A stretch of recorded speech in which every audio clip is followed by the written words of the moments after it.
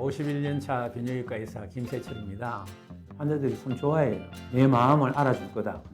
7, 80대는 환자가 동료의식을 느끼기 때문에 왜 나도 그런데 뭐 이럴 때는 이렇게 한다 이렇게 한다 이렇게 하면은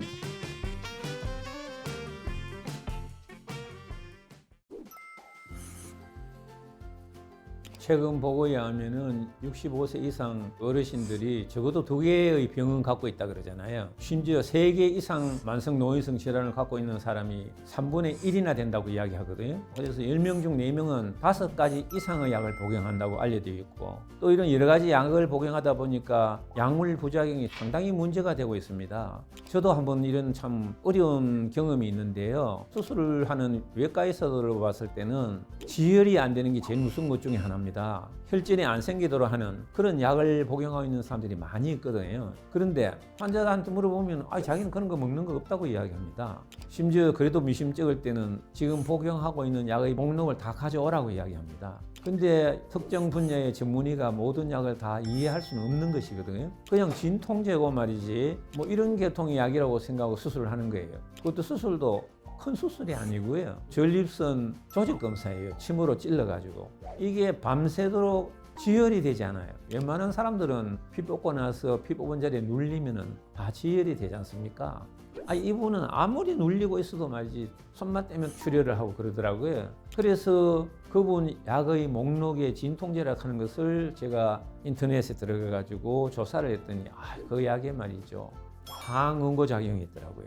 그래서 참 그 약의 부작용이 사고가 일어나기 십상이라고 생각하는 것이 너무 많은 약을 복용하고 계시고, 또 요즘은 의약, 제약을 합쳐진 것들이 또 있어요. 그러다 보니까 약의 내용을 충분히 파악을 못하고 우리처럼 아주 특수 분야의 전문의들은 모두 다 두려워하고 있죠. 그리고 실제로 최근에 보고에 의하면은 어르신들이 병원에 입원하게 된 원인 중에서 10명 중에 2명은 복용한 약의 부작용과 관련이 있는 것으로 알려져 있습니다. 그리고 어르신들이 병원에 입원하게 되는 5번째 이유가 되는 것이 바로 약물 부작용에 의한 입원입니다. 그만큼 최근 들어가지고 심각한 문제로 부각되고 있다는 이야기입니다.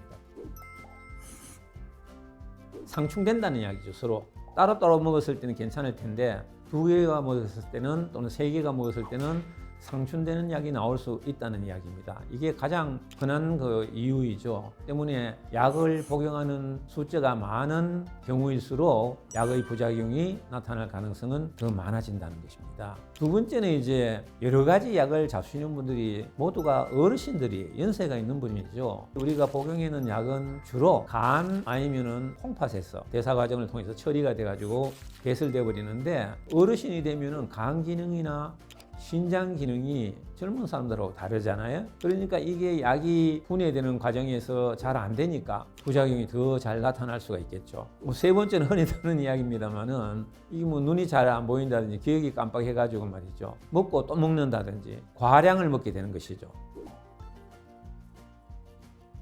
고등어를 먹었을 때 어떤 사람은 알레르기가 생기고 어떤 사람은 안 생기지 않습니까? 마찬가지 이야기죠. 한 가지만 먹었지만은 안 맞는 사람이 있을 거 아닙니까? 체질적으로. 또 한 가지 약만 먹었다 하더라도 간 기능이 나쁘다든지 콩팥 기능이 나쁘면은 정상적인 사람하고 사정이 다르죠. 그러니까 사람마다 나타날 수도 있고 안 나타날 수도 있다는 것입니다. 약을 바꾸어 보는 것도 요령이고요. 두 번째는 약의 용량을 줄일 수 있으면 줄이는 것도 방법입니다. 세 번째는 부작용이 생기더라도 계속 먹어가면은 그 약에 적응을 해서 그 다음에 또 부작용이 안 생기는 수가 있습니다. 그 다음에 당장 그러면 부작용이 생겼을 때 이걸 좀 완화시킬 수 있는 방법이 없을까? 물을 좀 자주 자주시는 것입니다. 혈액 속에 그 약의 농도를 떨어뜨리는 것이죠. 그리고 소변을 통해서 배설시켜버리는 것이죠. 의사가 해야 할 일도 있고 약사가 해야 할 일도 있지만은 환자가 또 챙겨야 할 이야기들이 있습니다. 이 약을 먹었을 때는 어떤 부작용이 생길 수 있습니까? 하고 물어봐야 되는 것이죠. 그리고 그런 부작용이 생겼을 때는 어떻게 해야 됩니까? 물어봐야 됩니다. 또 제가 지금 잡수고 계시는 약이 뭐가 있습니까? 하고 물어보거든요. 상충되는 약을 가능한 한 피하기 위해서 물어보면은 약은 무슨 약인지 모르겠다고 말이에요. 병원에 가면은 처방전이 있어요. 하나는 약국에 제출하고 하나는 본인이 갖고 있는 겁니다. 그거를 잘 보관을 해 두셨다가 의사를 방문해서 약을 처방받을 때는 반드시 내가 이런 약을 먹고 있다고 보여드려야 되는 것입니다. 근데 그것을 안 가져오는 사람은 고사하고 무슨 약인지도 모르고 있는 사람들이 더 많아요. 그건 아주 잘못된 것입니다.